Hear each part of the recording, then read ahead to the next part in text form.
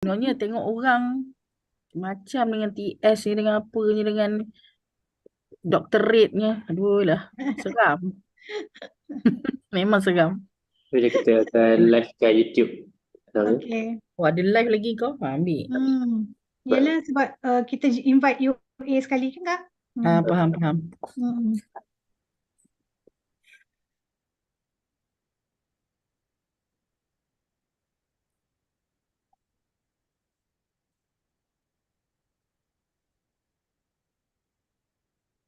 No, mesti 2 jam ke no? Apa kalau nak Q&A kan boleh je. Tak, bukan. Maksudnya kalau awal habis tak apa juga kan? Boleh. Okey. Kak Ijat awal ke habis? Saya tak percaya je. Tak tahu. Harap-harap awal lah kali ni.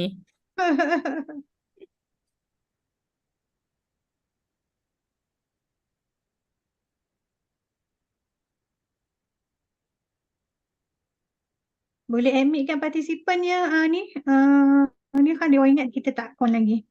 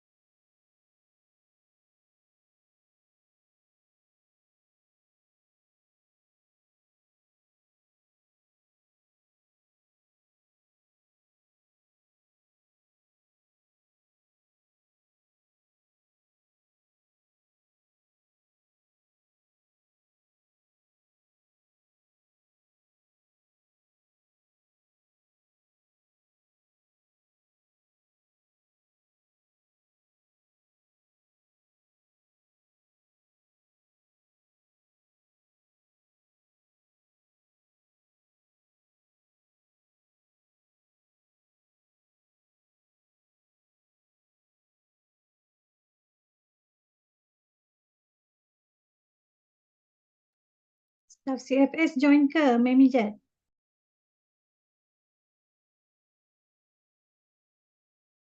Dah bagi tahu dah lah. Tapi ada yang kita ada COE pagi ni sebenarnya, COE. Yelah. Ha. Banyak event hari ni kan? Itulah. Itu mungkin orang pilih untuk tengok YouTube agaknya nanti. Later.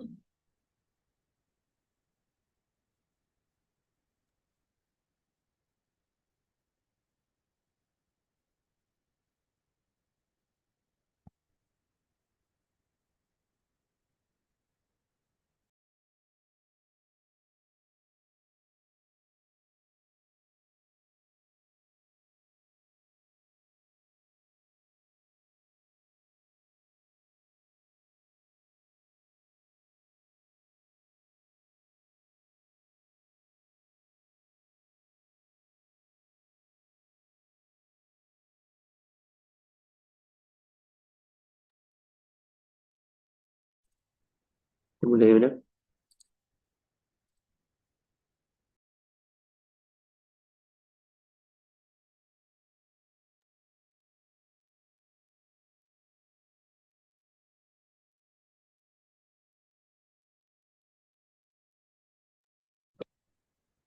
Bismillahirrahmanirrahim. Assalamualaikum warahmatullahi wabarakatuh. Alhamdulillahirabbil alamin wassalatu wassalamu ala asyrafil anbiya wal mursalin wa ala alihi wa sahbihi ajma'in. Honorable Madam Sharizat Saidul Haj, our speaker for today, and then all the participants from Zoom Live and also YouTube Live. Thank you so much for joining us today for a program that we are setting up, which is the Public University Administrator Lecture Series or Talk Series, which is the title of Leading Across Borders, Navigating Intercultural Communication in Leadership. And as have been mentioned just now, we have a notable speaker for today, and we will introduce her in a bit. But before that, to those who are joining us, thank you so much who are joining us via Zoom and also via YouTube.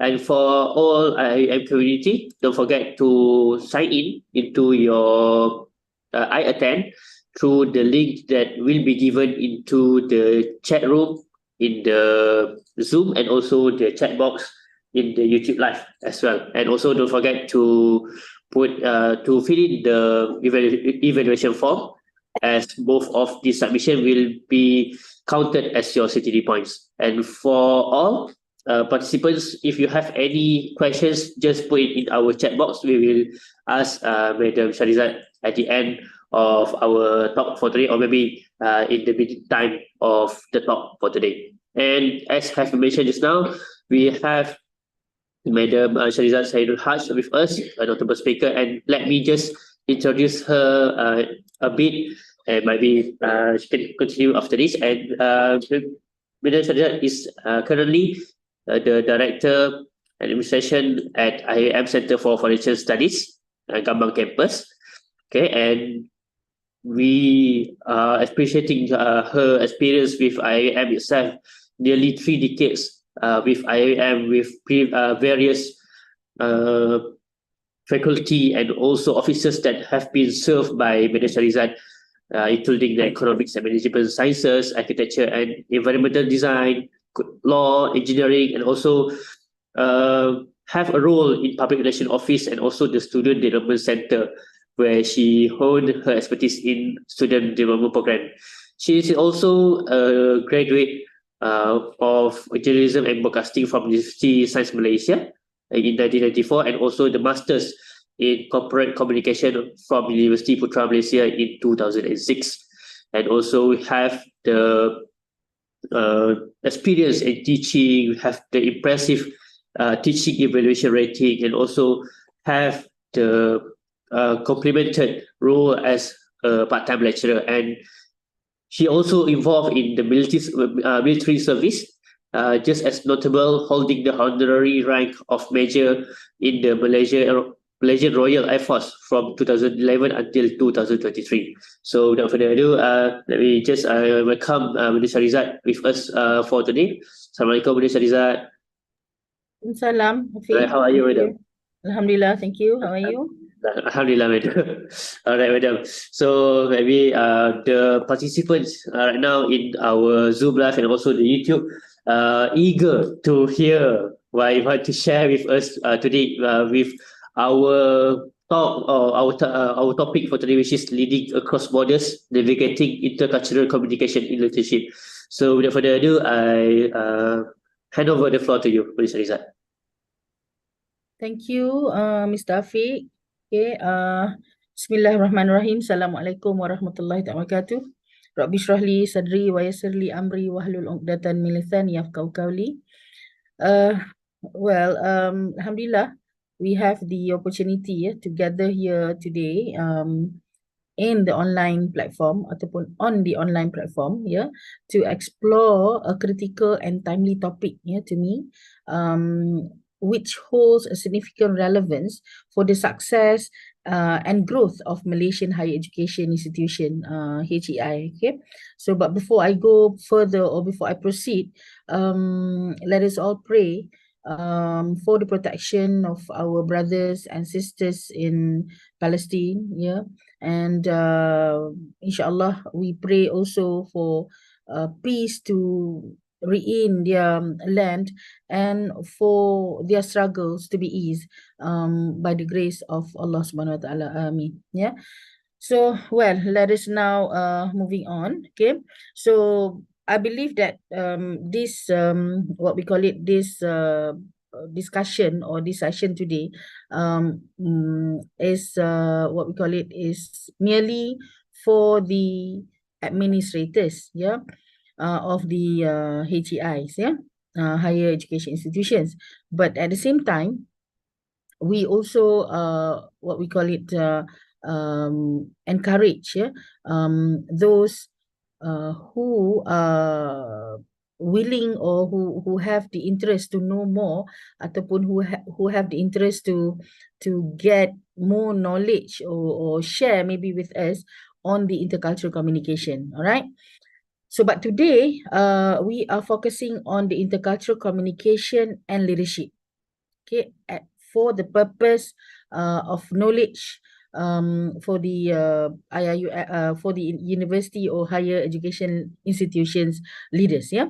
So, as administrators of higher education institution, we actually play an important role in shaping the future of education in our nation and preparing our students, yeah, to thrive in an increasingly interconnected and device world.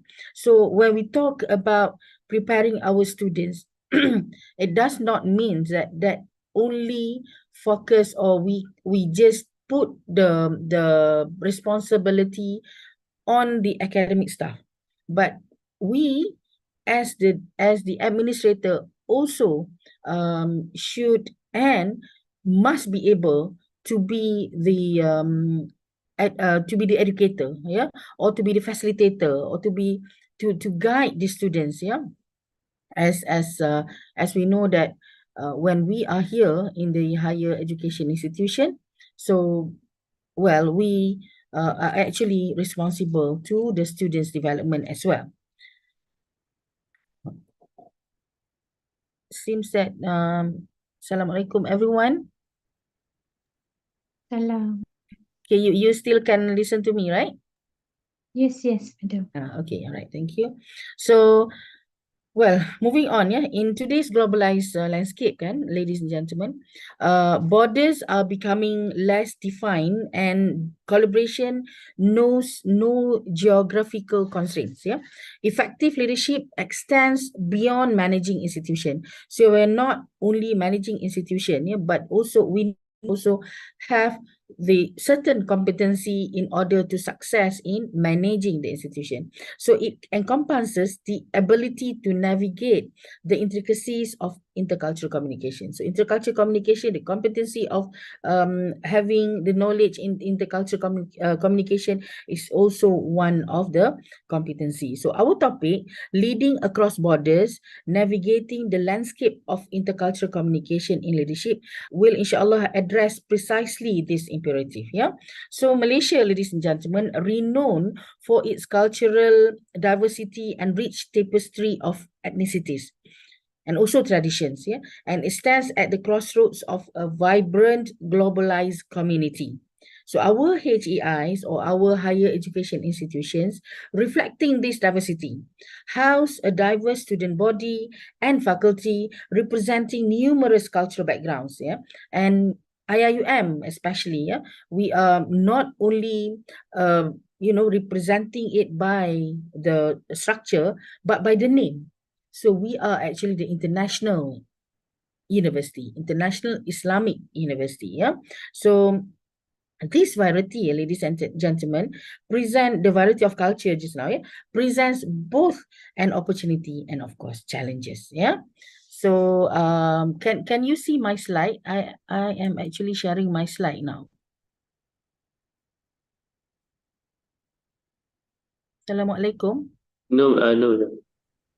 I do not know what happened, but I am not moving in my own what we call it computer.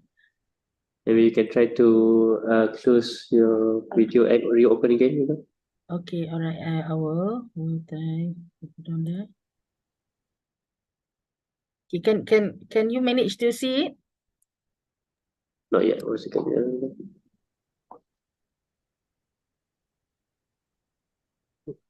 Ya, blank saja. I thought my laptop. I actually have written an article in Utusan Malaysia about the face-to-face and online meetings. So what I wrote actually happened today.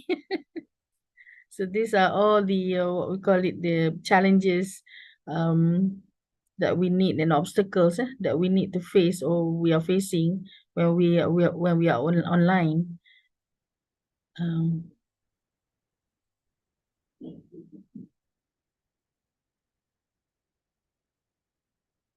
Can you, are you still there, Fi?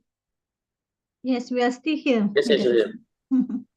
I don't know what happened, but I am freezing in my own laptop. So you still cannot see my slides, right? You, Hmm. you can just share for you, Vidal, instead, maybe? Yeah, I hope that I don't think I have changed any any what we call it notes in there.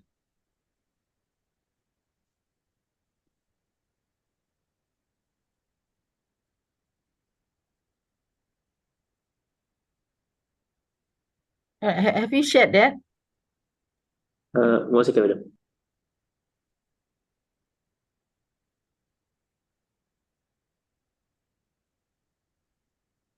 Okay, nampak?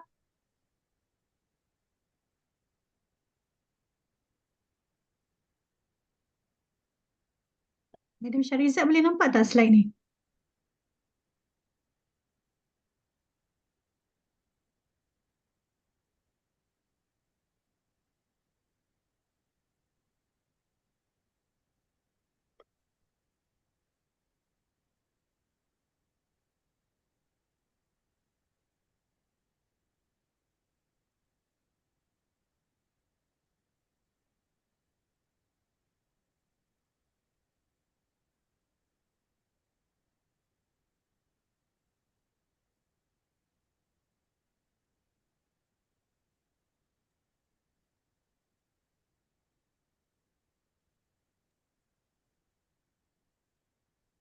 Right, so we apologize because might be we have a bit of technical issue right now. No worries. Our team have in the midst of rectifying the issue. But no worries. Can just wait for a moment for our speaker to just be with us back right now. Right. Okay, madam. Okay. Okay. Are you okay now, madam? Welcome All back. right. Yes, please. All right, sure. All right. So you can try to share again your slides. Okay, I try once again, yeah. Okay, madam.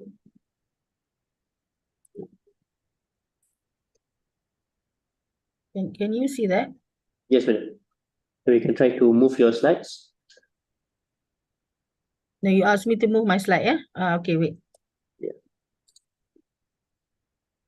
Try to control slide. Yeah, okay. Can, madam. Right. So, okay, Alhamdulillah, hoping that we can move on smoothly until the end of the session, inshallah.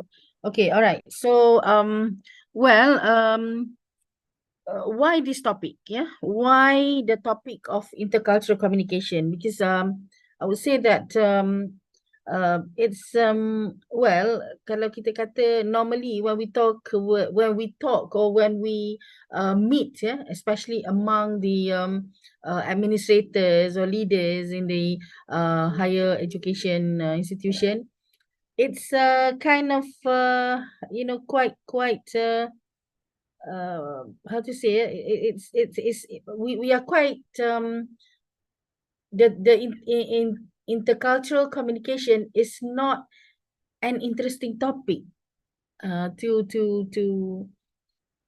some of us or to most of us, yeah. So but then, as I mentioned, actually being interculturally competent is one of the competency that what we call it, that the administrator in higher education needs to have, yeah. So that's why we choose this topic this morning to discuss further, yeah. Afiq, are you there? Yes, Afiq, madam. are you there? Yes, yeah. Yes, madam. Okay, all right. So, again, why this topic? Well, the Malaysian population, ladies and gentlemen, consists of people of different races. Everyone knows that. So we are somehow a cosmopolitan country, yeah. So we actually consist of different races, religions, and tribes, yeah.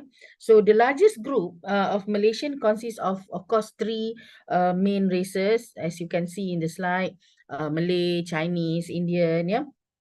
And now that they group Malay in another subgroup that is Bumiputra, where the natives of Peninsular Malaysia, that is orang asli, is also in the Bumiputra group. And then we have Sabah native native group or ethnic groups. We also have Sarawak ethnic groups as well.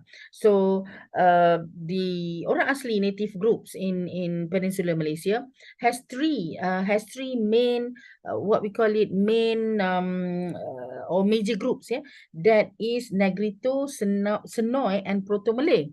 While in Sabah, we have 32 subgroups or 32 ethnic groups.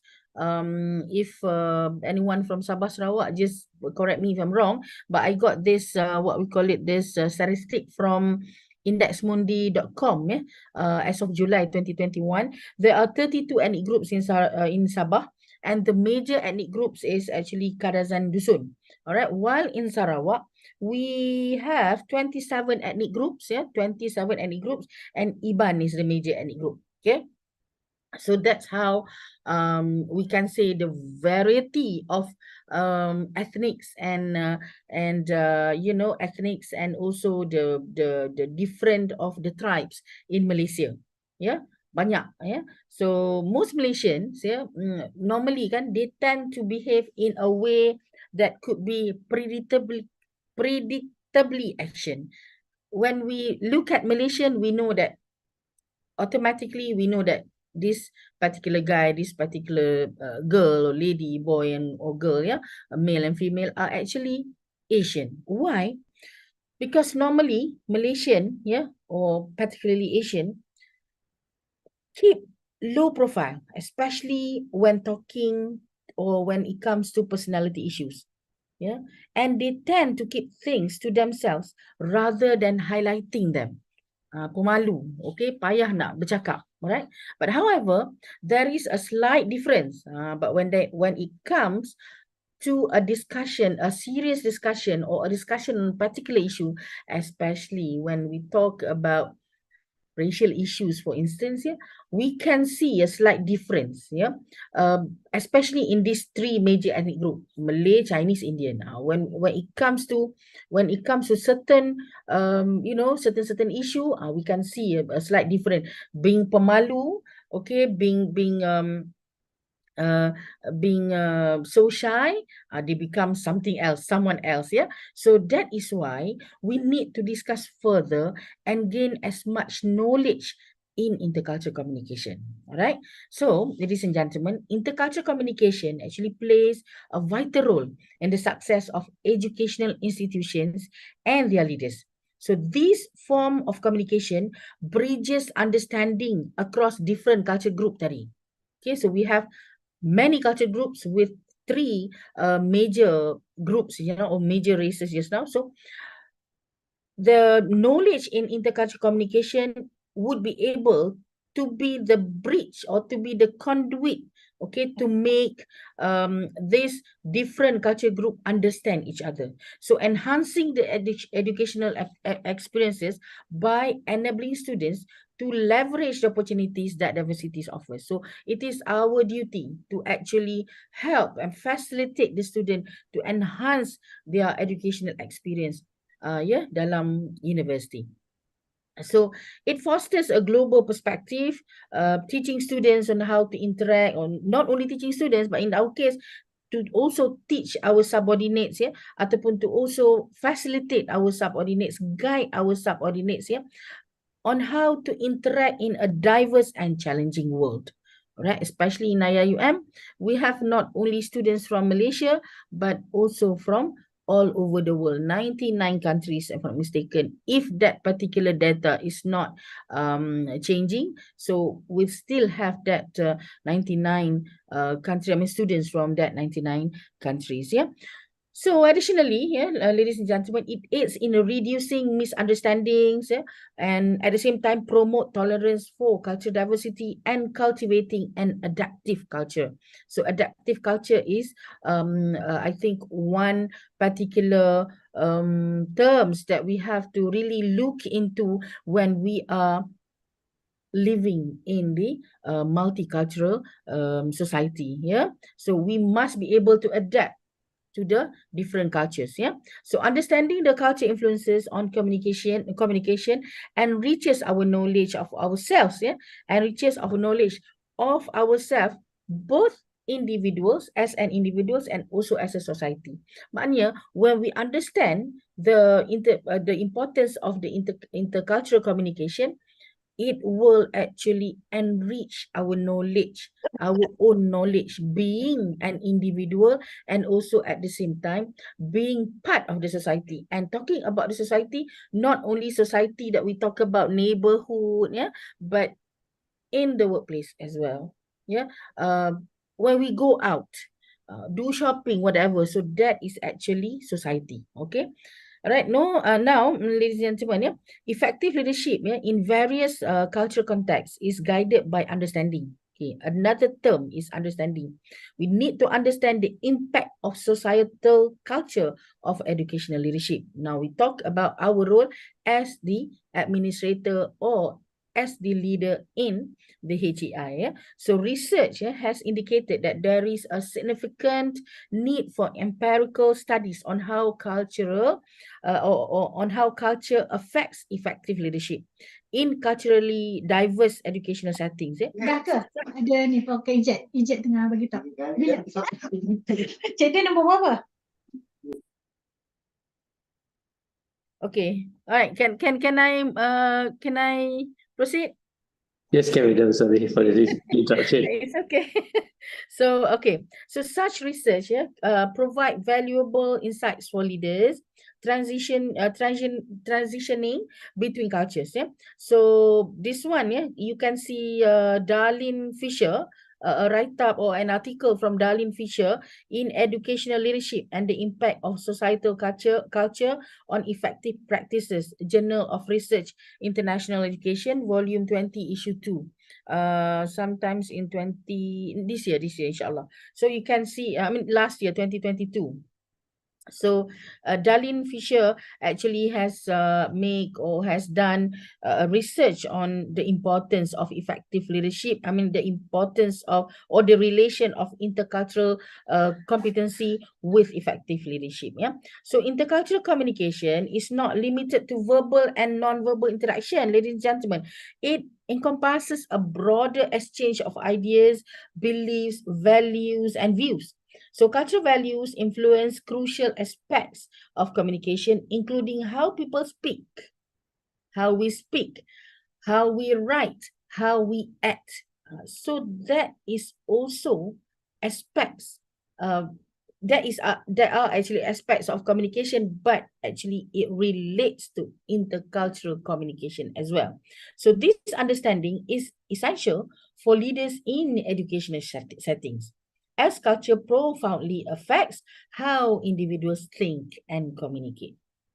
Alright, nampak? Maknanya culture budaya, ya, cultural pembudayaan. So culture profoundly affects how individuals think and communicate. So in summary, yeah, ladies and gentlemen, the ability of administrators and educational leaders to effectively engage in intercultural communication is crucial for the success of educational institution. So the impacts, yeah, so it gives effects to the quality of education, students' experiences, faculty collaborations, and international partnerships, making all this a fundamental competency for leaders in an increasingly globalized and interconnected world. So we cannot say that only those in the international office or those in public relations or corporate communication office who should have the intercultural communication skill, but all the leaders in the HEI should be competent in intercultural communication. So next, ladies and gentlemen, throughout the presentation, inshallah, we will try to probe into the particulars of intercultural communication, especially in leadership.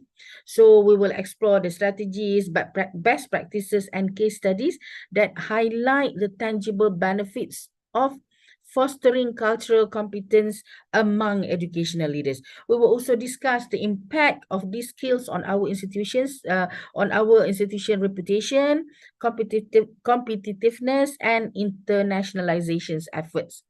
So like IIUM, I think especially participants from IIUM, kan, we know that our university are actually very, I think, quite active, yeah, in the international platform to actually promote our university, put our university at the level, at the international level, kan?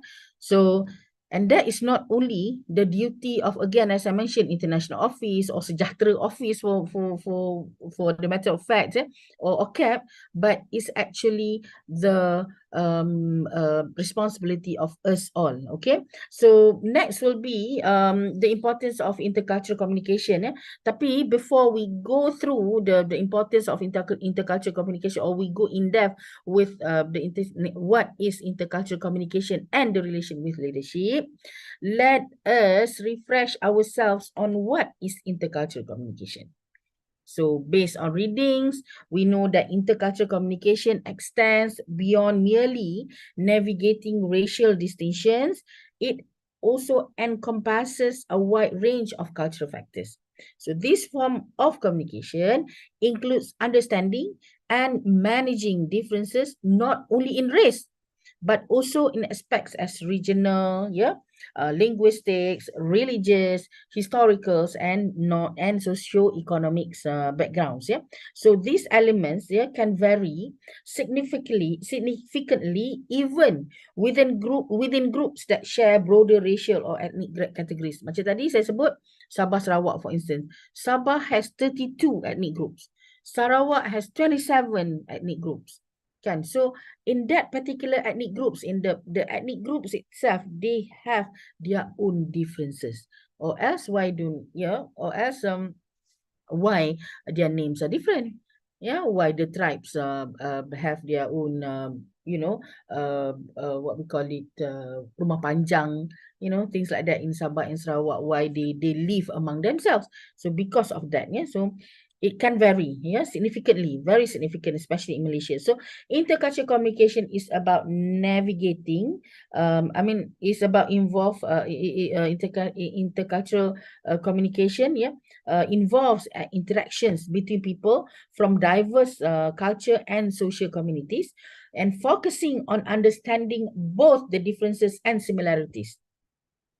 Kan, when we talk, bila kita kata intercultural communication, komunikasi antara budaya, don't only talk about differences. Jangan cakap pasal perbezaan sahaja. It's not only about the differences or perbezaan, but also similarities. Ada similarities, ada persamaannya that we need to study. Okay. So we have to look at that particular point, the differences and also the similarities. But this process is integral, okay, to develop intercultural competence, which is the ability to communicate effectively cross-cultural. In cross-cultural situation, we must have the competency in intercultural communication to communicate in the cross-cultural situation, in the cross-cultural platform. Ini intercultural, now cross-cultural pula. So cross-cultural is actually between different cultures. All right. So what happened next, ladies and gentlemen? Such communication is essential for functioning effectively across different cultural contexts and helps individuals understand their differences and discover common ground. Ada differences and similarity. Okay, kita kata kita nak tengok, we wanted to understand the differences tadi, each one of us, and at the same time try to discover common ground. Each especially in Malaysia, we talk about in Malaysia, especially in Malaysia, each ethnic group or each whatever tribes, actually they have the common ground. So we try to find that common ground, and that common ground is the key for unity. All right. So this understanding is actually crucial in building stronger relationship unity and improving brand reputation if we talk about in the university context. All right. So the capacity, ladies and gentlemen, for intercultural communication involves interacting effectively across cultural boundaries, requiring perseverance and also sensitivity to the differences of others. So this process encompasses various skills, including language proficiency, awareness of customs, ways of thinking, social norms, and habits. Right? So intercultural communication is just not limited to interaction between foreign cultures. Foreign cultures ni we talk about katakan American and Korean for instance.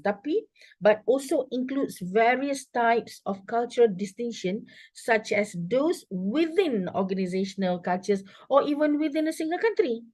Kan? So macam kita Malaysia, we have different cultures as well. So as I mentioned earlier tadi, that we are actually cosmopolitan. Yeah. So the Intercultural Development Research Institute of Southern Utah University, as of August 2020, highlighted that intercultural communication is both the study and practice of communication across these varied cultural contexts.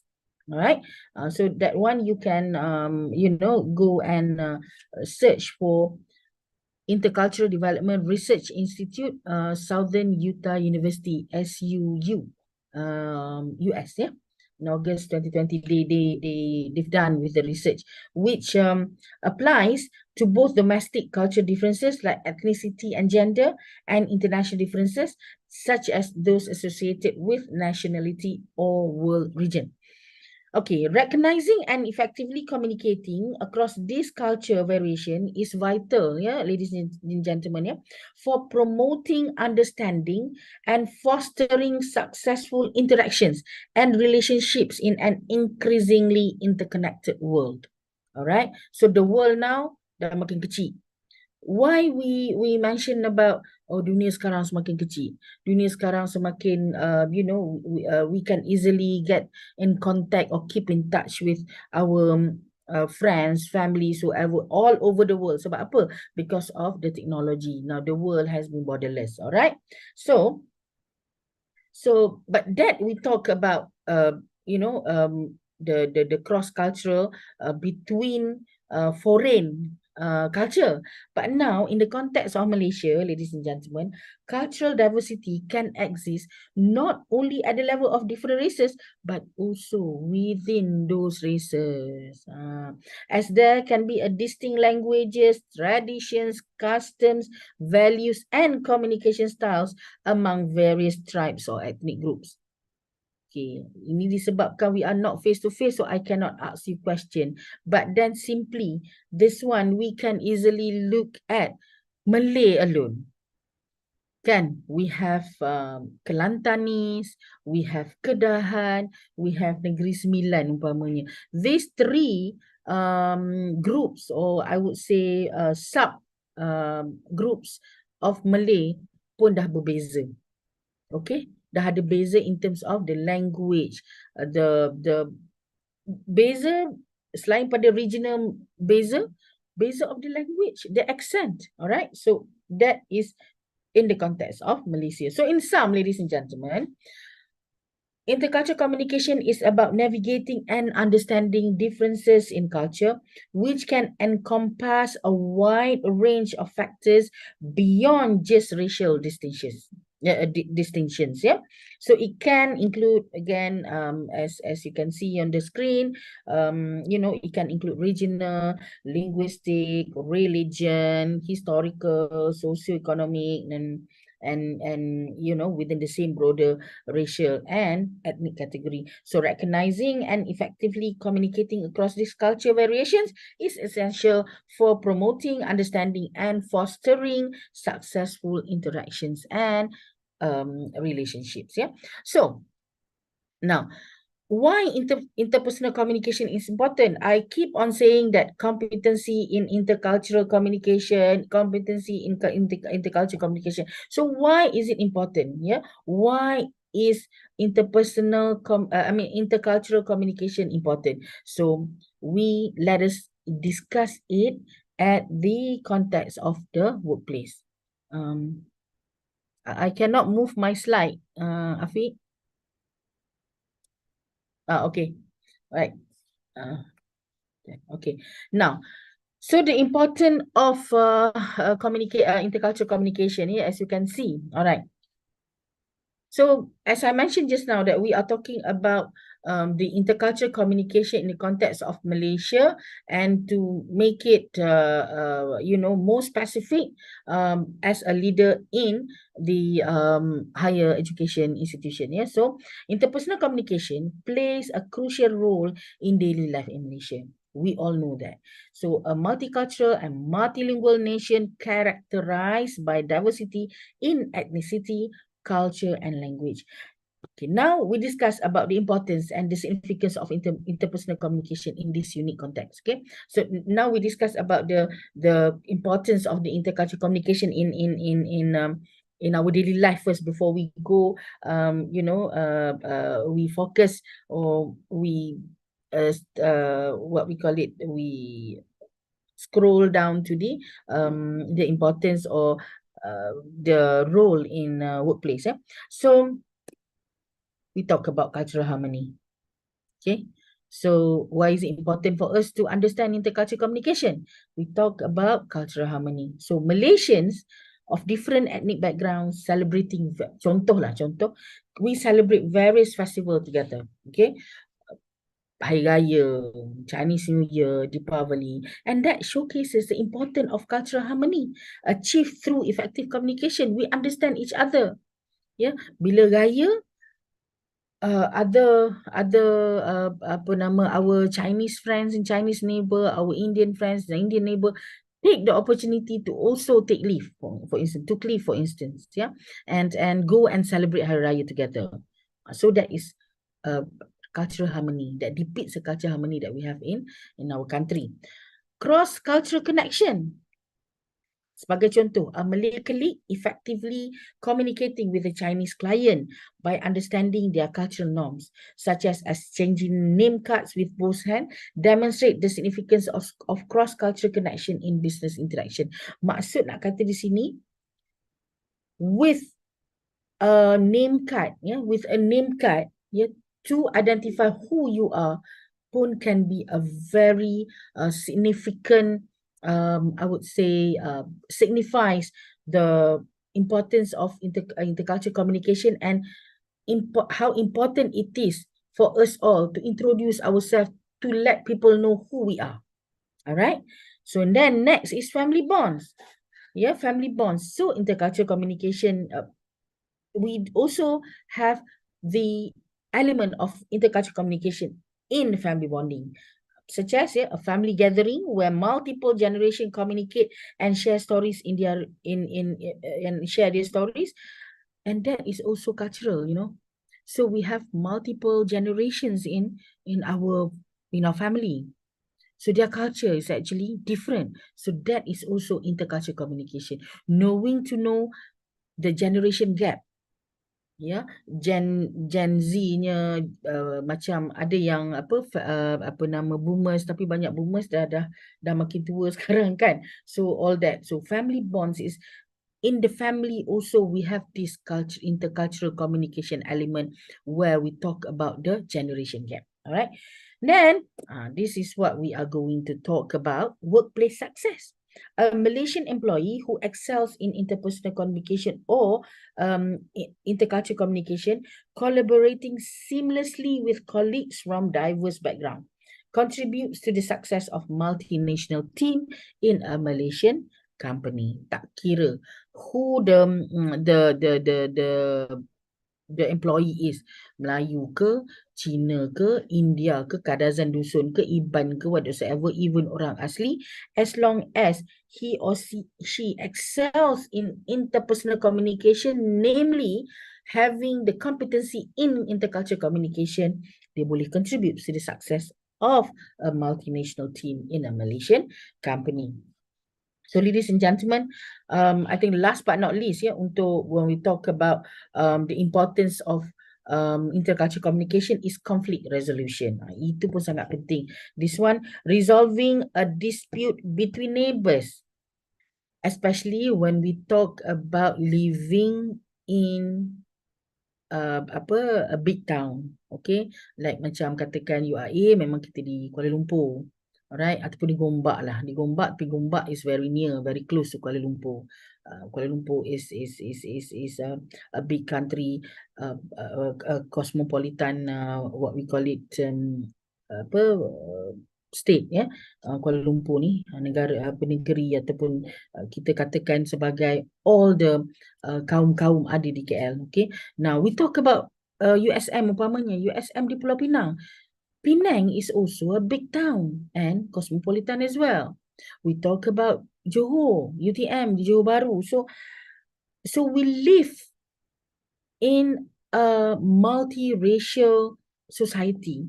So with a competency in intercultural communication, we can easily manage to resolve a dispute between neighbors by having a calm and empathetic conversation.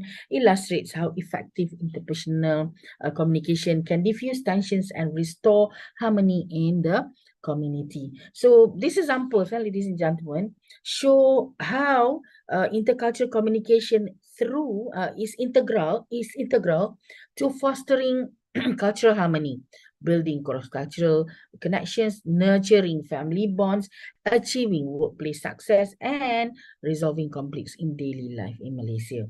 So now, we have, gone through the importance of intercultural communication for us as an individual and also as a part of team member of society and also in a workplace. Now, let us focus and go down to why we discuss intercultural communication in a workplace. Okay, so actually, we need to discuss intercultural communication in a workplace simply to promote understanding. Okay, to promote understanding, okay, to actually set a communication culture, okay. So as a role of a leader, for instance, we should establish a culture of open and effective communication within HEI. So kita kena emphasize the value of listening, sharing ideas and resolving issues through dialogue, for instance. And we need to, as a leader, as an administrator, as a leader, we need to get our subordinates, our friends, our what we call it, our bosses, that we understand them. Okay, so boost collaboration. So what happened, ladies and gentlemen, when we discuss about intercultural communication at workplace, when we manage to understand each other, it will boost collaboration in the workplace. So we can get a good teamwork, a strong leader with team members following that leader. All right. So enhance inclusivity as well. So that is why we need to discuss communication in a workplace, because in a workplace, we actually, inclusivity is actually very, very important. Yeah. So, and foster global success. That last but not least, foster global success. As I mentioned earlier, like IIUM, we try very hard to get our university known at the international platform. So, but in order for us to actually get to that particular level, we need to have competency in intercultural communication. All right. Okay, so what else do we have here? So how it works, in HEI setting. All right, ladies and gentlemen. So we have talked about the importance of IC. We have talked about the importance of IC in the workplace. Yeah, and in the workplace, and now we focus on our workplace. Our workplace is the higher education institution. Okay, and in the higher education institution also we have like various what we call it departments, faculties, offices, units. Yeah, so let us go and probe into how intercultural communication works in the setting of in the setting of HEI. So number one, establish a culture of open and effective communication. Okay, so it's very important, yeah. As I mentioned just now, kan, it's very important for a leader to establish a culture of open and effective communication in your particular office or institution. Yeah. So each and every leaders and each and every one of us who is actually working need to have another competency or need to have the competency in interpersonal communication, that is listening. Okay, listening, sharing ideas, and resolving issues. Okay, so we have to have a very good competency or a very good skill in listening in order for us to establish a culture of open and effective communication. So listening ni is not only that we listen, you know, and then tak memberi apa-apa pandangan ataupun tidak memberi apa-apa views kepada orang yang mendengar. It's not orang yang bercakap dengan kita. It's not that. We listen attentively. Yeah, actually there are skills for listening as well, and from that particular with that skill you can be able to absorb whatever that particular person or your you know your friend or your staff for instance is talking to you, the message that they are trying to send to you. So bila kita boleh absorb the message, we will understand. Now itu datangnya the what we call it, the understanding. All right, so what more if the particular person who are speaking to us is, you know, in a is coming from different race or different culture. Yeah, so next is ensure staff members feel included. Okay, dia rasa included, dia feel and heard in the communication process. Dia mesti you know mesti rasa, how to say, when you talk to them, yeah, you have to put aside siapa dia. African, like in IIUM, we have students katakan from Africa, from Middle East. Yeah, we even have students not only from Asian continent, but we even have from America. Yeah, we do have from Korea as well. So when we talk to them, try to understand them, try to understand their body language, try to understand how they actually, you know, express their feelings. So to have the staff members and also the students feel included and heard in the communication in the communication process. So that akan ada understanding again, akan ada what we call it, the feel of easiness. Yeah, dia akan rasa easy, then they will come to you, and at the same time it will enable them to be more free to share with you more, you know, knowledge and experience that might be important to you as well, that might be can be also you know can be a reference for you as well in the future. Okay, next, address conflicts and disputes with effective mediation skill. Okay, in the HEI setting kita ada students, we have also staff, and of course being the administrator or the leader of educational institution, we have to have this skill of mediation as well. So being a mediator, listen again, back to number one. Okay, we'll listen, and then when we listen, then we must be able to get the whoever that sharing with us to feel included and heard. Yeah? Then only you can be a good mediator. Listen, be as neutral as you can in settling conflicts, in resolving conflicts and also disputes. Yeah. Then number 4, demonstrate cross-cultural competency. Yeah, so kita ni in the higher education, yeah, what we need is to actually to demonstrate the cross-cultural competency by understanding and respecting the cultural norms and values and communication styles of the diverse community within the HAI. How to actually demonstrate the cross culture competence? Macam mana kita nak tunjukkan that we are actually good in intercultural communication. So kita ambil contoh the director of international office in Malaysia, one of Malaysian higher education institution. The UIA, the director is is quite close to me jugalah, yeah.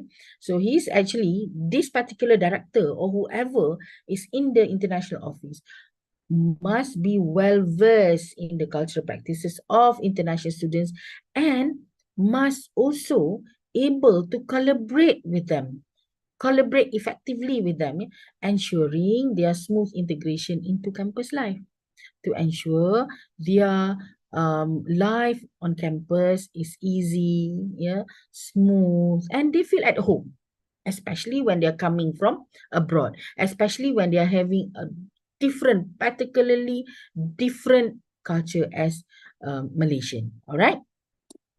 Now, we also, yeah, in the setting of HEI, we also, I think one of how can we make intercultural communication works in the HEI setting is for us to organize training to enhance interpersonal communication skill.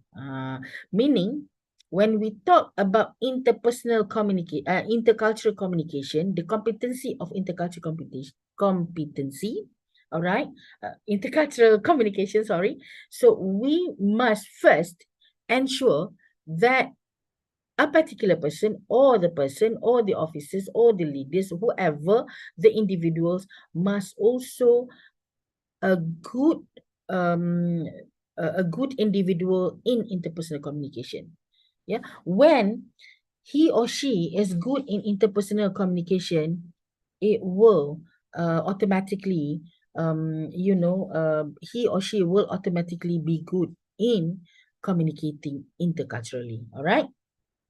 Next, last but not least, in the HEI settings, in this particular context, is lead by example. Okay, so exemplify effective interpersonal communication through actions and interaction as leaders.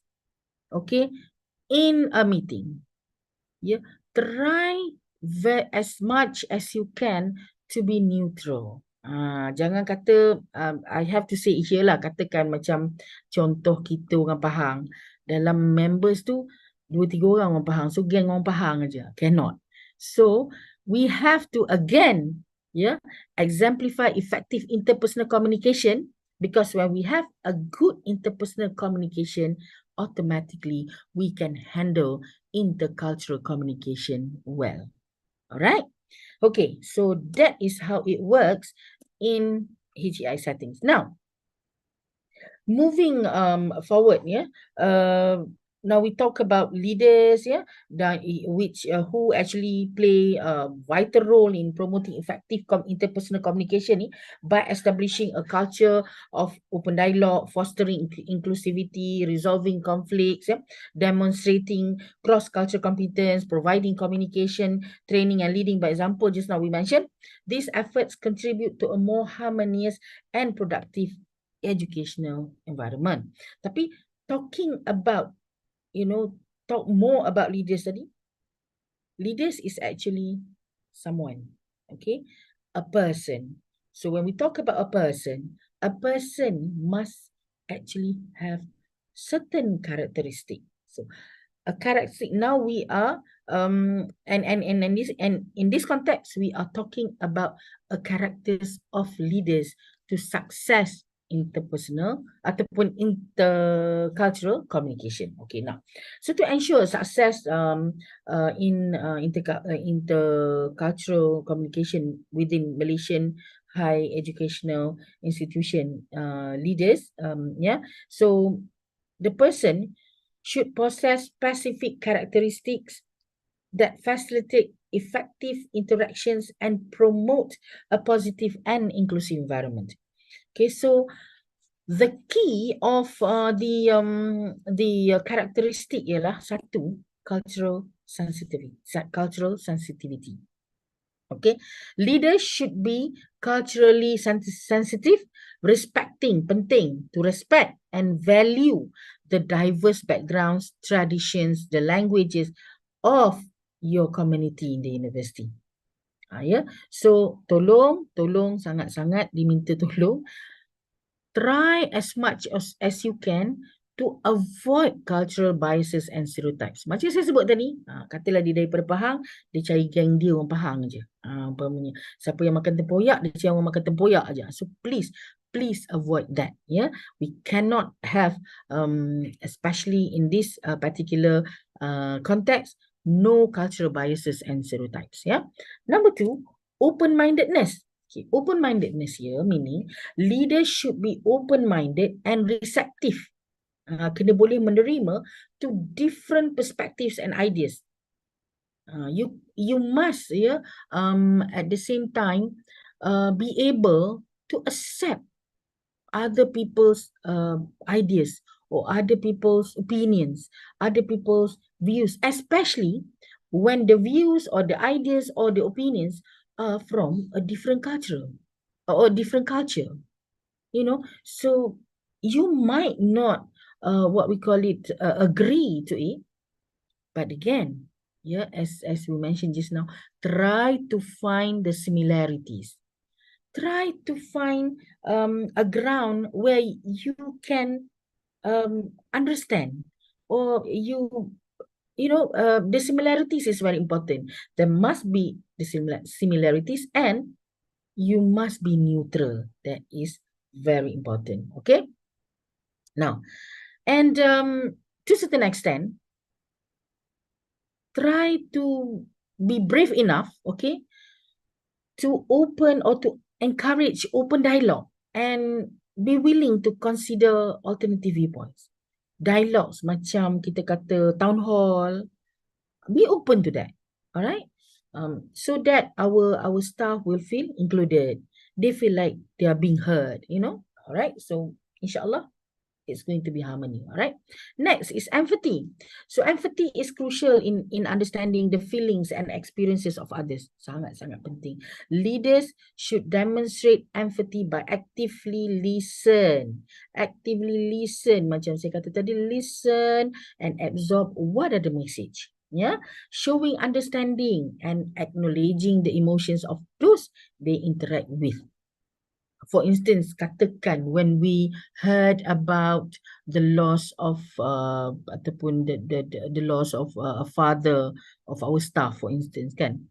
So we come up with a condolence message. All right. So how do we write the condolence message? So the how we write is very, very crucial also. So we don't write like people can actually, when they read, they can actually hear you. How you read, how you write, can easily be heard actually. So if they can hear you write what you what we call it, you mean, apa yang kita maksudkan itu, if they can really understand, meaning the way how you write or the way how you actually share your message itu dalam track yang betul, maknanya dalam jalan yang lurus tu.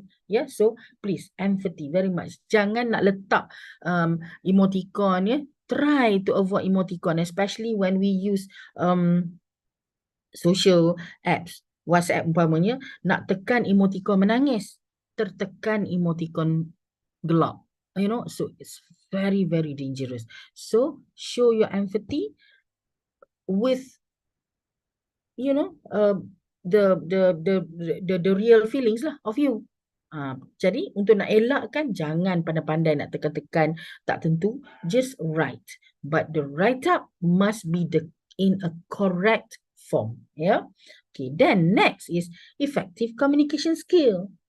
So leaders ni, yeah, being leaders, being someone at your position right now, you must be a skilled communicators.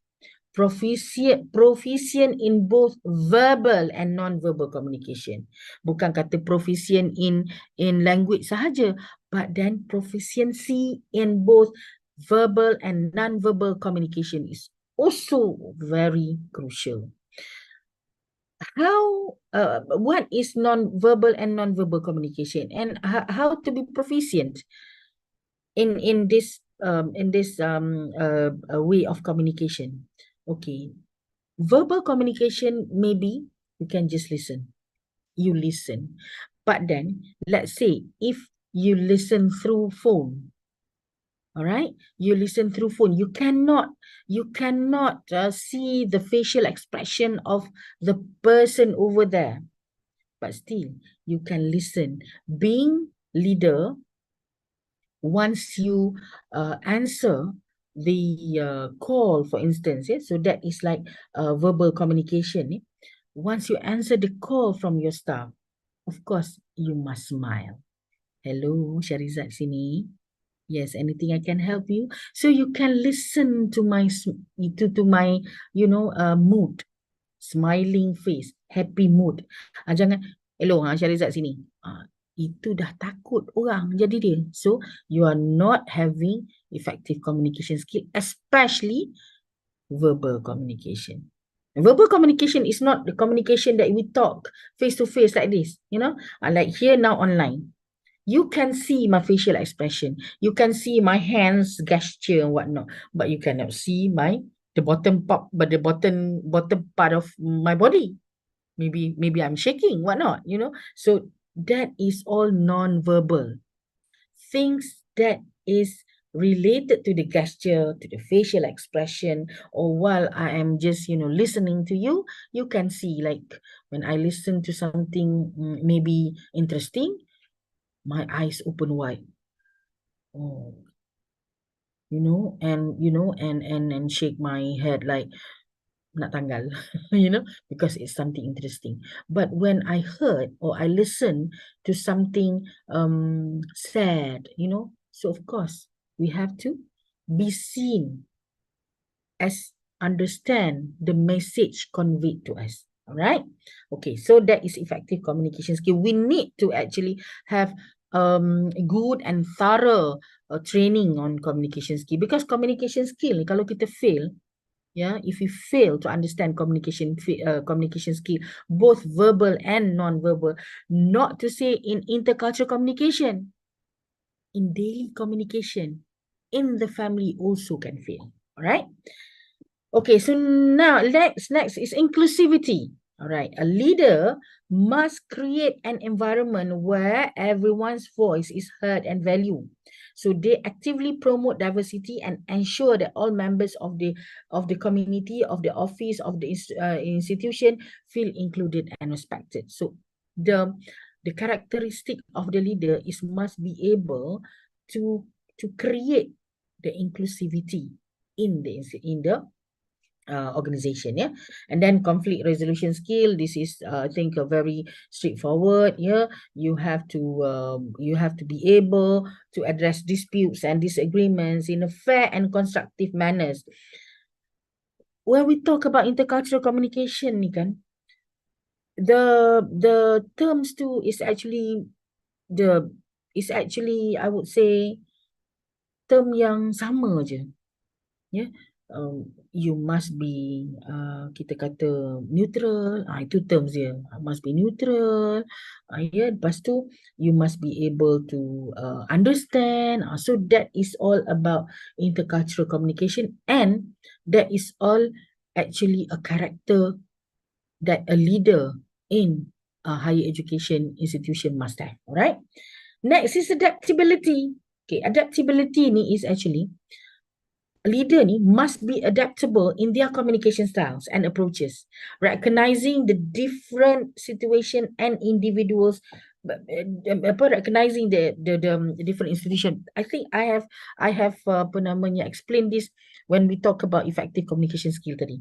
Maksudnya ada different situation. Ada situation orang bercerita masalah, ada situation yang menggembirakan, ada situation where staff come to you and propose to you, things like that. So, and that the individuals may require varying communication strategies. Kalau katakan the staff come to you and propose to you for the betterment of the organization. So how do you adapt to that?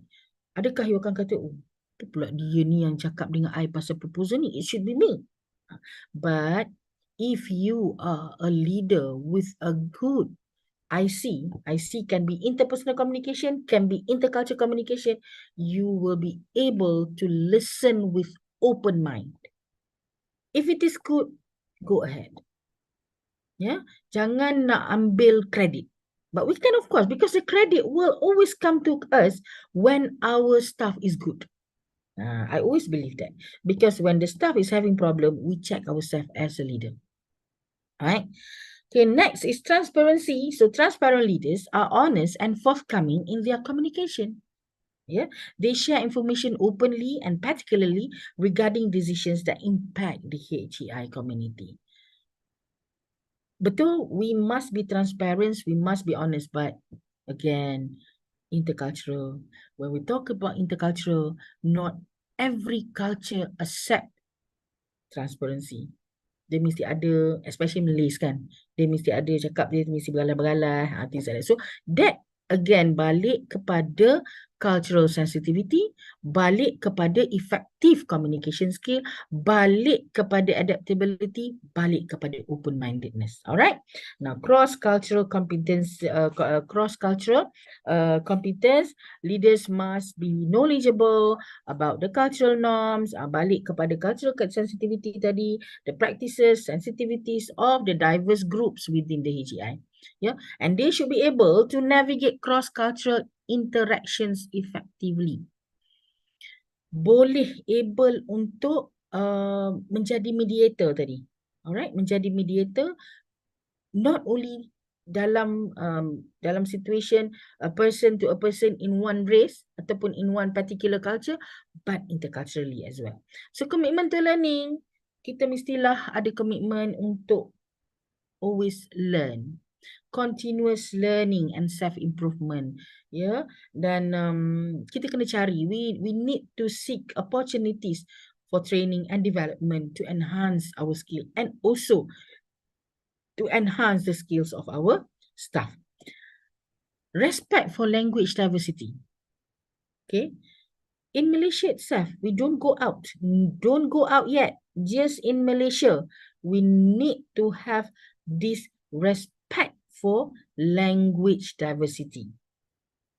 Macam saya sebut memula tadi, kita tak perlu mention about Chinese, Indian, or other people or citizen from other country. We just talk about Malay je. Kita ada Kelantan Malay, kita ada Kedah Malay, kita ada Negeri Sembilan Malay, yang Terengganu pun, yang when they speak, they will speak with their accent. Yes, so you have to understand that. You have to understand that and respect that language diversity. Tak payahlah macam nak kata bila bunyi macam spoon jadi spoon ke umpamanya kan. Don't show your kata macam tak berapa selesa, you're not comfortable with that. No, don't show that.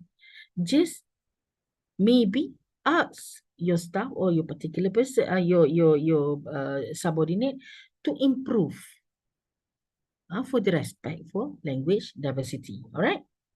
Next, role modeling. We have to set an example for others through our behavior and communication. Yeah, we should be able to be the model, to be the role model. Yeah, that set the standards of respectful and effective in communicating interculturally. Right? Then positive attitude, maintain a positive and optimistic attitude. Yeah, to contribute to a conducive communication environment. Yeah, and leader who manage to exhibit positive attitude ini could also inspire the rest of your subordinates and even your bosses as well. Yeah. All right. And then last but not least, feedback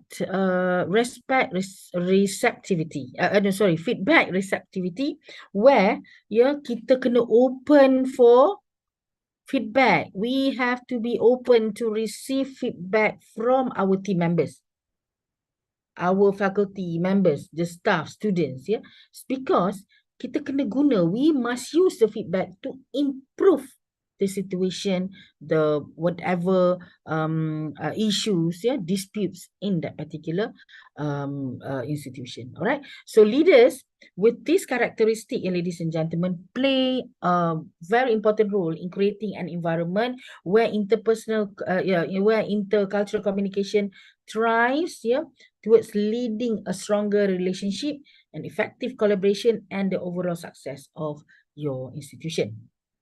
So, the impact of the intercultural communication on leadership effectiveness is significant and multifaceted, particularly within the diverse landscape dalam institution, dalam HEI. So leaders who possess effective intercultural communication skills are better equipped to navigate the complexity of a multicultural and multilingual environment, okay, that is the hallmark of Malaysia HEI, kan? Sebab dalam Malaysia ni sendiri pun dah multicultural. All right. So these skills, ladies and gentlemen, are essential because they foster cultural sensitivity and respect among team members and creating a positive and inclusive atmosphere where everyone's contribution are valued. Okay, for example, they can, a dean understand and respect the cultural practices of their diverse faculty members, ensures that each feel appreciated, enhancing collaboration within the department. Itu sangat penting. Okay, so let's move on to the impact of leadership effectiveness. Okay, so ladies and gentlemen, we did discuss about culture sensitivity tadi kan. So dalam hal the impact of leadership effectiveness, what I can say lah, we should be able to have the competency in intercultural communication. Okay, kita kena ada strong intercultural communication skills, dan by having the strong intercultural competency skill ini, we can lead a team, okay, and by having understanding in cultural, we can have an effective communication. We can talk to people from various culture, for instance. So we can be able, macam tadi juga, with the characteristic tadi, we can be able to settle conflict or resolve conflict and decision making. And that will also, with all this, what we call it, with all this characteristic, we will then bring the organization to the global platform or global world. So untuk teamwork, we must again, kita revise balik what we have talked just now about promoting open communication and navigate cultural differences. So that is for teamwork. For effective communication, we must be able to give clear instruction, convey message effectively to our staff. Then for the conflict resolution and decision making, we must be able to resolve misunderstanding, and then to resolve disputes and get collective decision, okay, from our organization members, which or who are coming from different races. And last but not least, when we understand that, when we have a very good skill in intercultural communication, we could be able to bring the organization to a global platform and get an engagement and partnership with other institution on the other side of the world, and get the reputation and put or get and build a good branding for our what we call it, organization or our university. So that actually is cultural intelligence. All these are actually cultural intelligence. If we talk about cultural intelligence and we talk about intercultural communication, we must have a differentiation, of course, and it is actually a different kind of discussion. Okay, but all in all, it talks about your competency in intercultural communication. All right, now, so the benefit of intercultural communication, ladies and gentlemen, yeah. Well, when we, talk, when we deal with people, yeah, and when we have the competency of the intercultural communication, we should be able to point the benefits of it. So the benefit of effective intercultural communication, one of it is competency in intercultural communication fosters cultural sensitivity and respect among faculty, members, staff, and students within the university. And then competent communicators can collaborate more effectively with individuals from diverse cultural backgrounds, yeah. And then competency in intercultural communication also equips leaders and administrators to resolve conflicts and maintain a harmonious campus environment. Kalau di UIA, kita namakan dia sebagai bi'ah solehah konsep. Alright, so then faculty members who are culturally competent can create inclusive learning environments that accommodate students from diverse backgrounds. And last but not least is HEIs with reputation for culture competence attract international talent, including faculty, researchers, and students. Yeah. So that is about.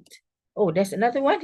Cultural competency enables HEI leaders to communicate effectively with diverse stakeholders, including parents, very important, alumni, and government bodies. Yeah. All right. So next is challenges. Okay. I am okay. 12. Okay.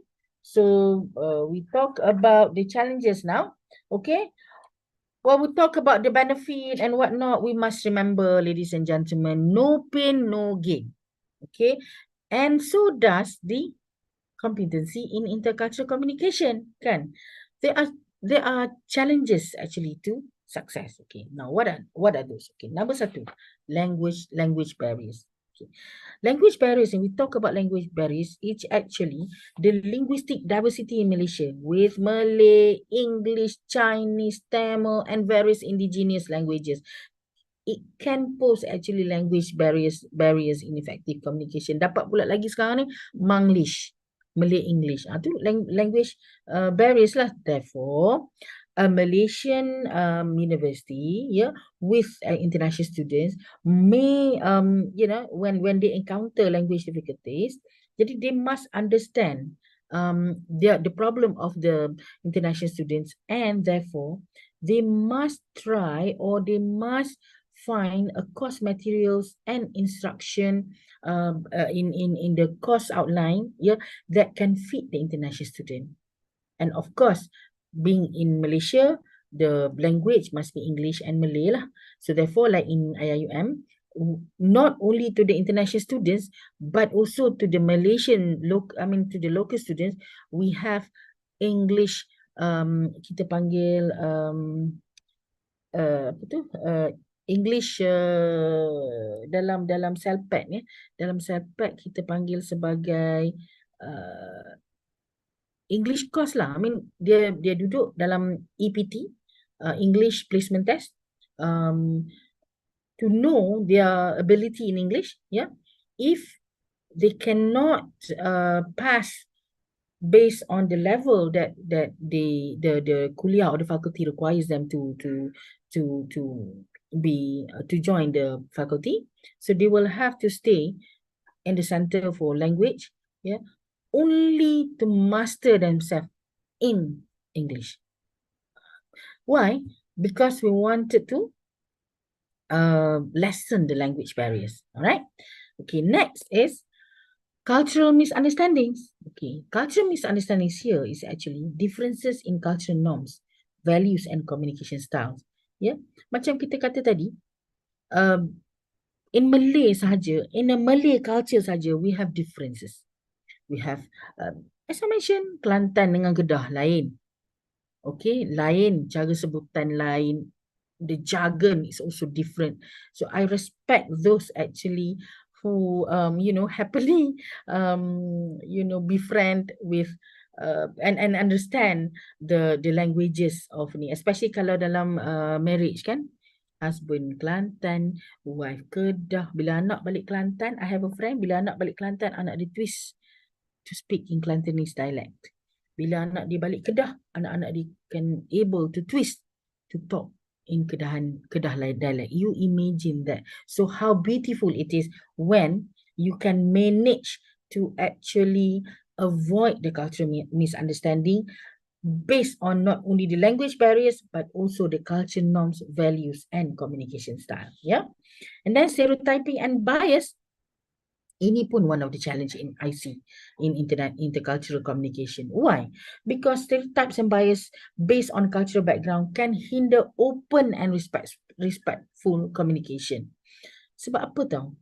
Kita rasa macam, taklah, bos kita ni bias lah sebenarnya. Dia bias pada orang negeri dia umpamanya. Dia bias pada orang yang same race dengan dia umpamanya. So, that is actually a challenge that makes that your staff tak mau bercakap. They will stop communicating and that will hinder or that will stop them from giving good proposals, good best ideas for instance. So stop, jangan. The stereotyping and bias is actually a big challenge in intercultural communication. Yeah. Next is communication styles. Communication styles ni interesting sebenarnya because conflict can arise from cultural misunderstandings or differences in conflict resolution approaches. Yeah. Ada banyak example. Contoh, when a dispute occurs between a local staff member and an international student over grading issue. Because it happened to me sebenarnya previously, lama dulu when I was in the faculty. So the parties must have contrasting expectations regarding how the conflict should be resolved. Local cakap lain and the boss is local. If we go and talk to the locals, dia rasa again balik kepada stereotyping and bias. Tapi at the same time, we have to also look after our international students. But international students, especially from the Middle East, you have to know how they actually talk, how they actually express themselves. If you don't understand, then that is a challenge in intercultural communication. Because when we ask them, are you mad actually? Are you angry? They will say, no, I'm not angry. I'm just saying. See, so that is one of the challenge and very, very, I think, challenging. Yeah. And then conflict resolution, communication style, and then conflict resolution. Yeah. Sama macam tadi, we talk about how we handle conflict, and then resistance to change. Resistant to change. Resistant to change ini maknanya adalah when we have a senior officer or senior administrator who is not who is having problem in adapting change or adapting to communication styles or practices to accommodate cultural diversity, ini pun masalah. Pasal dia kata I'm a Malay, so I have to be a Malay, so you have to follow me, so you are resistant to change, tak mahu buka, tak open-minded. Yeah. Then differing expectation. Ini pun satu, expectation regarding teaching methods, assessment and classroom interaction may vary among students and faculty from different cultural backgrounds. Kan? Because we have students from different cultural backgrounds and they are actually, their expectation is actually different. So that is also a challenge. how can we be someone with multiple character in only to cater multiple or multiracial? So there must be a way on how to cater the challenges or how to solve or how to overcome the challenges in differing expectation tadi. Alright, so ladies and gentlemen, okay, I'm about to actually end. We are about to actually to end the session or my presentation. But before that, I would like to share with you this one conversation that is very close related, or it is very close to intercultural communication. So please kindly listen to this, yeah.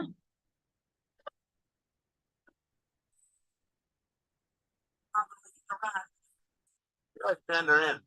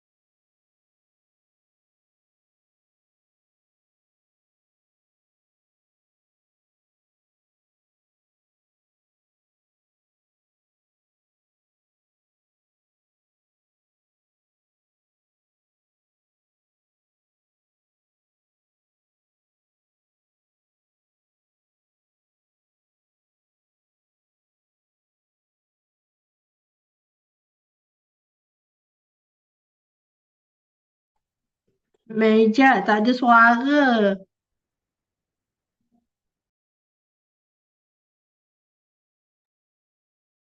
Sekarang dengar tak? Sorry. The guy at Dengar the tak? United Nations. Can you listen? Bill. Dengar. Baru ada. Oh, ada. Well, who's the guy at the Kat UN? mana tak ada tadi? China. Will you stay out of China? Dari awal. Stay out of the Middle East. Just get me the guy at the Nak, UN. I can go back. Cream and 2 sugars. Now Okay, get on the phone. we go back. Sekejap, Morning, Mr. President. Oh, Condoleezza, nice to see you. What's happening? Well, Mr. President, I have the report here about the new leader in China. Wait, Condi, lay it on me. Mr. President, who is the new leader of China? Well, that's what I want to know. Well, that's what I'm telling you, Mr. President. Well, that's what I'm asking you, Condi. Who is the new leader of China? Yes. I mean the feller's name. Q. The guy in China. Q. The new leader of China. Q. The Chinaman. Q is leading China, Mr. President. What are you asking me for? I'm telling you, Q is leading China. Well, I'm asking you, Condi, who is leading China? That's the man's name. That's whose name? Yes. Will you or will you not tell me the name of the new leader of China? Yes, sir. Yes, sir. Yes, sir. Arafat is in China. I thought he was in the Middle East. That's correct, sir. Then who's in China? Yes, sir. Yes, sir's in China? No, sir. Then who is? Yes, sir. Yes, sir? No, sir. Connie, you're starting to piss me off now, and it's not because you're black, neither. I need to know the name of the new leader of China, so I want you to get me the Secretary General of the United Nations on the phone. Coffee, Annan? No, thanks. And Condi, call me George. Stop with that Ebonics crap. You want coffee? No. You don't want coffee? No, but now you mention it, I could use a glass of milk. And then get me the UN. Yes, sir. Not Yasser, the guy at the United Nations. Coffee. Milk. Will you please make that call? And call who? Well, who's the guy at the UN? No, who is the guy in China? Will you stay out of China? Yes, sir. And stay out of the Middle East. Just get me the guy at the UN. Coffee. All right, with cream and 2 sugars. Now get on the phone. Hello. Rice here. Rice, good idea. And get a couple of egg rolls too, Condi. Maybe we should send some to the guy in China and the Middle East. Can you get Chinese food in the Middle East? I don't know. There you go. So that is the problem when we don't understand each other, when we don't understand the cultural of each other. Okay, let's say just now we mentioned about changing name card. We talk about introducing ourselves. Okay, I'm Shahrizad binti Saidul Haj. I'm a Malay, and whoever that we are speaking or talking to. So like this one, who's who? It's just that who, H-U, who is actually the surname of a guy from China. So when you don't understand and you talk in English, you speak in English, who is who, siapa? So you won't get into into a decision of actually we are telling you who is the Prime Minister or the leader of China. Who is the leader of China? But in English, if you don't understand, we'll say it's a question. You are giving me or answering me in a question. So see, you won't get to an end to this kind of confusion. Right? Okay, so now wait. So well, we just talk about all the the how important it is, how important the intercultural communication is in the workplace, in our daily life, yeah. And also we talk about intercultural communication in what we call it not only our daily life but in the setup of the higher education institution. So I think it's just not complete if we don't come up with the intervention to upskill the IT competency. Okay, so ladies and gentlemen, in order to develop culturally competent leaders in higher education institution, upskilling the competency of leaders in Malaysia higher education institution in the context of intercultural communication is crucial. Okay, for effective leadership in diverse environments. Okay, so I come up with some intervention with the example. So maybe we can share. Maybe I can share with all of you. So maybe you can share with all of you for you to maybe practice it. Yeah. Okay. Number one is one of the intervention that we can think of is cultural competency workshop. So I think it's about time for us, especially jawatankuasa human resource, sumber manusia kan, Universiti Awam. Maybe you can come up ataupun you can come up with a module to a module to organize a workshop to provide leaders with cultural awareness and sensitivity. Cultural awareness and so in this workshop, we get all the leaders, the administrators and the leaders of the interculture in the university to sit down together and learn about the cultural norms. Ini kita nak tahu tentang norms sahaja dulu.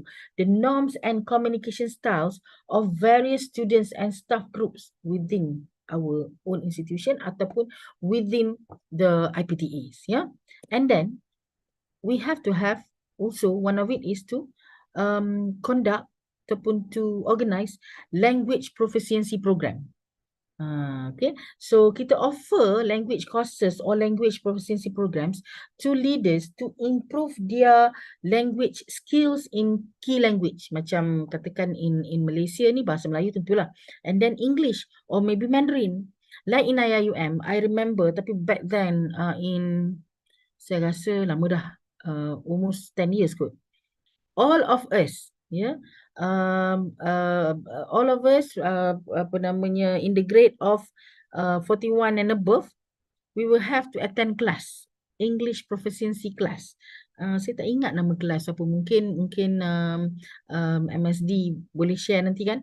So we sit for an exam, and we get our band for that particular class. So that is, I think, one of the effort, and I think we need to actually have that in each and every IPTS, just for the leaders, just for the not only administrators, but in IIUM last time it's also open to the academic staff. See how humble they are going down just to go and attend that class. and sit for the exam. And I have in my class, my classmates, 2 or 3 of my classmates are actually academic staff. See, so why is that? Because everyone feel that it is important for us to improve ourselves.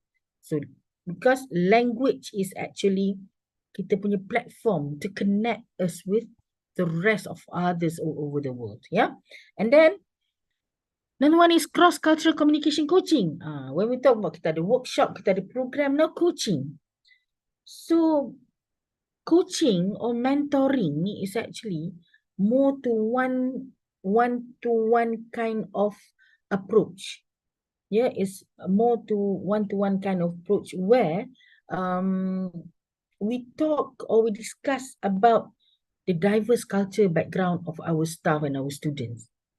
Tapi one-to-one approach ni maknanya we as a leader, we are having our at least 2 or 3 with us for us to coach them, for us to be the mentor when they are being the mentee. And again, in IIUM pun, kita sedang ada this mentor-mentee program. Okay, and each and every mentor ni, they have their own what we call it way of coaching and mentoring. So I see intercultural communication, I would say should be one of the topic or the issues to be discussed in the mentoring program. Yeah, and then we have diversity and inclusion training. So this training, yeah, dipanggil sebagai implement these training programs is to emphasize the importance of diversity and inclusion and provide strategies for inclusive leadership. So maknanya dalam kes ini adalah we need to have or to sit down, those with the knowledge on diversity and inclusion must sit down and come out with equitable practices and policies throughout the institution, each and every institution. So everyone is aware about the importance and about the importance of intercultural communication and how to actually upskill the competency of IC. All right. Next is peer learning and collaboration. Yang ini I would say we collaborate. We have a program, collaboration program, not only in a particular faculty or in a particular department in the HEI, but we have a collaboration, peer learning, katakan faculty engineering and faculty of ICT. The staff of this faculty sit down and have cross mutual understanding kind of a session that can develop the mutual understanding, especially for them in katakan for them to come out with research project. Okay, kata engineering dengan human science. Okay, this is peer learning and collaboration. So because you know why, in Faculty of Engineering they have a different culture, architecture different culture as well. So that is not only about the race, about the language spoken, yeah, but it's about the way how they think as an engineer, as an architect, as an anthropology, sociology, psychologist, different. So why don't we promote a peer learning and collaboration program for each and every faculty to sit down together, come up with a what we call it, come out with a research proposal, come out with research project, whatnot, but cross faculties, and that actually relate to intercultural what we call it, competency as well. Okay. And then international exchange, this is very international exchange programs. This is very, I would say, straightforward. Okay, when we talk internationally, of course, we would find a very significant cultural diversity. So international action programs, one of the intervention, but talking about sending our staff or students outside is quite challenging in terms of money now, but we can think about it. Yeah. Next is cultural competence assessment. This one, also, I'd say that our MSD, our our HR department in IIUM, they are now in the midst of coming out or producing the upskilling of certain grades, and cultural competence cultural competency must be included in that particular assessment. All right. Then inclusive policies and practices. Again, as I mentioned, we need to have some policies and practice to make it to make all everyone on campus know about it and aware about it. So talking about inclusive policies and practices, it will include the not only based on races, not only based on the difference of language spoken, but also the ability. So here we have for the inclusive policies and practice, we can include those those kita panggil special needs staff or students, yeah, to be in the to be in the particular team to come up with the policies and practices of inclusivity, yeah. And then mentoring system, I mentioned about mentoring system. It's about, just now we talk about mentoring system, peer learning, collaboration, also similar to mentoring system. Yeah. And then last but not least is feedback and evaluation. So always when we talk about, when we discuss about things, we discuss about issues, we must have a session or a method or a platform for feedback and evaluation. And as a conclusion, ladies and gentlemen, I think we can conclude, yeah, our discussion today as as something that a need for us in the higher education institution to foster harmonious, inclusive, and globally competitive educational environment. Yeah, our discussion so far up to now has highlighted these key points: importance of cultural communication, impact on leadership effectiveness, benefits and challenges in intercultural communication, and intervention for competency development. And for that, ladies and gentlemen, last but not least, I would like to share a reference model for intercultural communication and leadership to all who are here, especially the leaders in Malaysian HEIs, based on my notes. Yeah, based on my notes, from the very first slides up to now. Yeah, so I have outlined the key components of effective intercultural communication for leaders in Malaysia higher education institution, which also refers to Michael Byron's intercultural communicative competence, ICC. Yeah, you can refer to Michael Byron's theory of intercultural communicative competence, ICC, one of the influential concept, in the field of intercultural education, ataupun intercultural communication as well. So my outline here, I also before that I also refer to the Darlene Fisher, as I mentioned earlier, in Educational Leadership and the Impact of Societal Culture on Effective Practice, Journal of Research in Education, International Education, to come up with this what we call it in this reference model. So in this reference model, in this reference model, okay, we'll see that things that we need to ensure the leaders of HEI should have. First, knowledge. Okay, you can see there knowledge. Ni kan, knowledge. Okay, knowledge ini relates to the cultural competency and language proficiency. This falls under knowledge. And then when we have this knowledge, we transfer the knowledge to conduct training, coaching, workshops, seminars through this particular platform.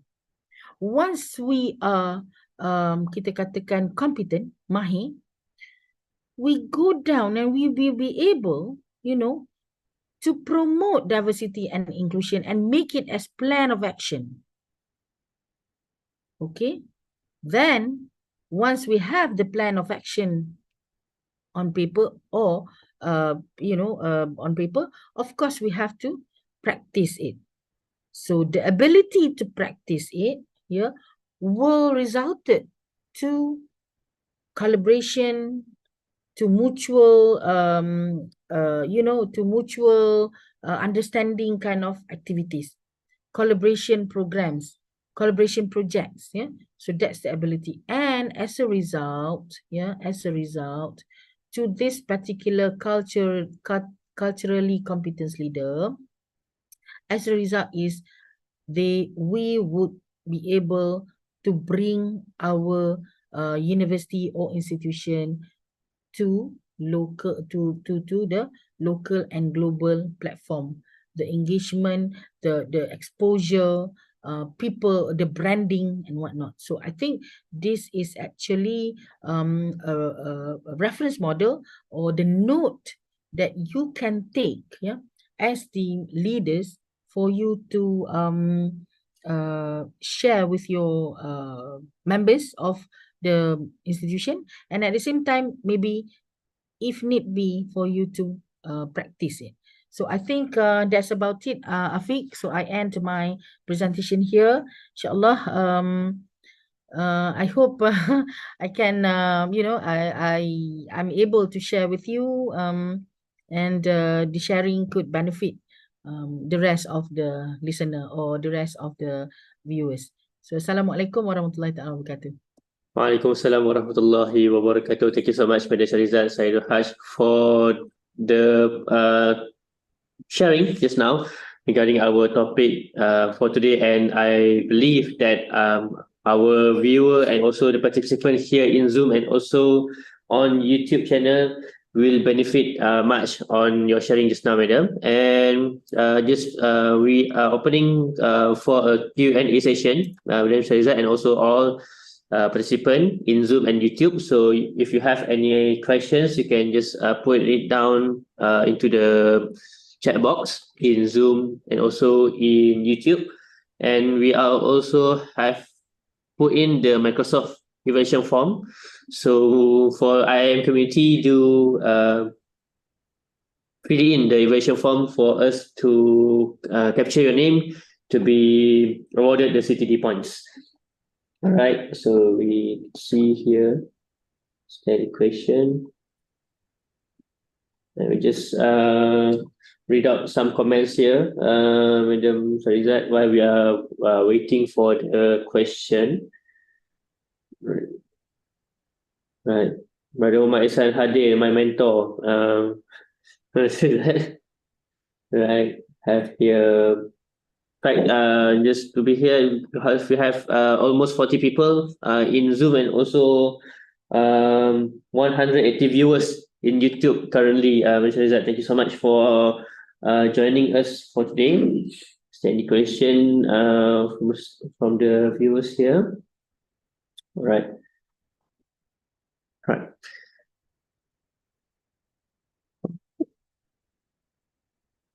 Right, so seems that we have no question, Madam Sharizal. So once again, thank you so much for Madam Sharizal for the sharing for us for today in our talk. All right, and title Leading Across Borders, Navigating Intercultural Communication in Leadership.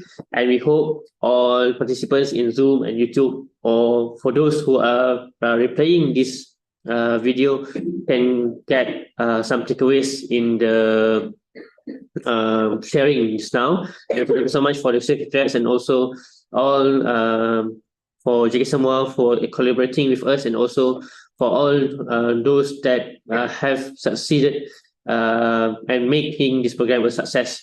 Right, thank you so much for your cooperation. And once again, thank you so much, Mr. Rizal.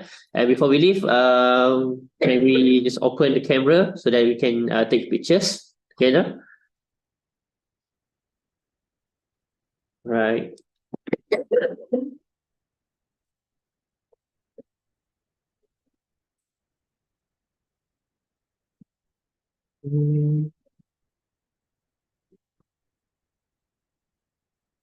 Right. Okay, we have Nama Kamsia, Sazari, Haida, Reza. Okay, anyone else want to open their camera in Zoom? Right.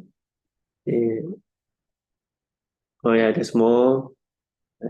Suzuki. All right.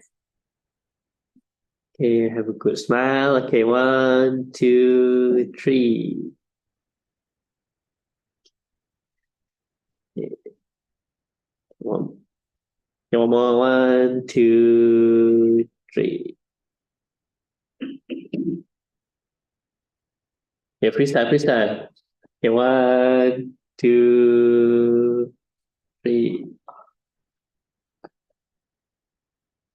All right. Thank you, Afiq. Right, thank you so much, Malaysia, and thank you so much for all participants here. Okay, thank you, MSD. All right, and we hope that we Assalamualaikum. can collaborate and also see you in the next event, inshallah. Assalamualaikum warahmatullahi wabarakatuh. Thank you, Madam Sharizat.